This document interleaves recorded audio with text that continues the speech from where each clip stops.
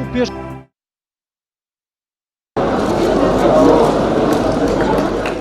دوازدەهەمین کۆنگرە و پێشانگای هەنگاوانانی عەراب لە پێشانگای نێودەوڵەتی هەولێر دەستی پێکرد. بڕیارە بۆ ماوەی 3 ڕۆژ بەردەوام بێت. تیایدا جگە لە هەنگاوانانی کوردستان، هەنگاوانانی 25 وڵات لە کیشوەرەکانی ئاسیا و ئەوروپا و ئەفریقیا ئامادە دەبن و بەرهەمەکانیان نمایش دەکەن.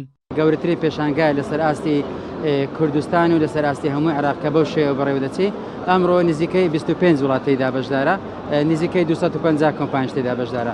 بەڕاستی مایە خۆشحاڵیەکەوە ئەمە لە ڕێگای پێشەنگای نێودەوڵەتی هەولێرەوە دەتوانین ئەو هەموو وڵاتانە کۆ بکەینەوە لە هەولێری پایتەخت و بتوانین بە خەڵکی هەولێریان ئاشنا بکەین. ئەوەی جێگای دڵخۆشیە ئەوەیە کە ئەو وڵاتانەیە کە هەمووی هاتن و بەشداریان تێدا کردیوە هەر ساڵێ و لە وڵاتێک ئەنجام دەدرێت و پێشانگایانە لە بەو ئاستا ئەم ساڵ کوردستانی هەڵبژاردن بۆ بەڕێوەچوونی پێشانگای هەنجوونی هەنگاوانان.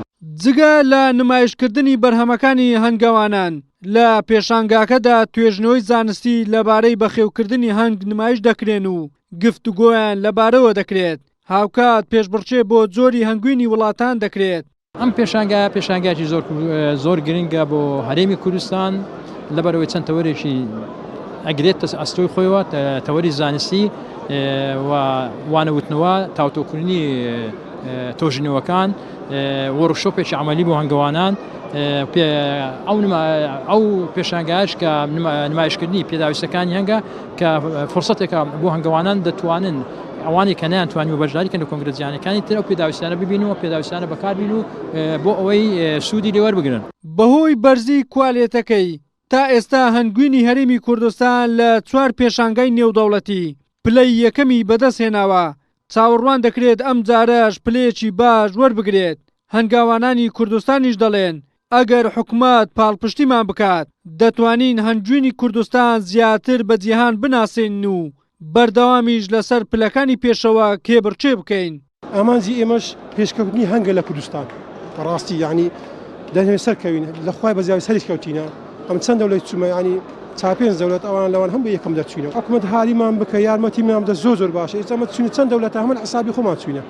زۆر کەس دەرێ حکومەت یارمەتی بدە نەخێر یارمەتی ئەمە جای چوومە 12 دەورەقە 3 دەورەقەم ڕۆی هەر دەوڵەت چوو دەست حسابی خۆم. گەر حکوومەتی هەرێم هاوکاری هەنگاوانان بکە لە هەنێ بوارە لە هەنێشتا سەرکەوتنی باش بەدەسەهێنین و چەندین ئەتوانی بەکاری بێنی بۆ چارەسەرکردنی چەندین نەخۆش. نزیکەی 15,000 هەنگاوان لە کوردستان هەیە. لەو ژمارەیەدا 5,000یان کاری هەنگاوانیان وەکو پیشە وەرگرتووە. بەرهەمەکانیان دەخەنە بازاڕەکانی کوردستان و هەناردەی ژمارەیەک لە وڵاتانی عەرەبیشی دەکەن. ساڵانەش بەرهەمەکانیان 500,000 تۆن تێپەڕ دەکات. ڕەنگە کردنەوەی ئەو جۆرە پێشانگایش کاریگەری زۆر باشی هەبێت بۆ بەرەو پێشبردننی کاری هەنگاوانی لە کوردستان. وەلی سەلیم، کەناڵی ئاسمانی پێم، هەولێر.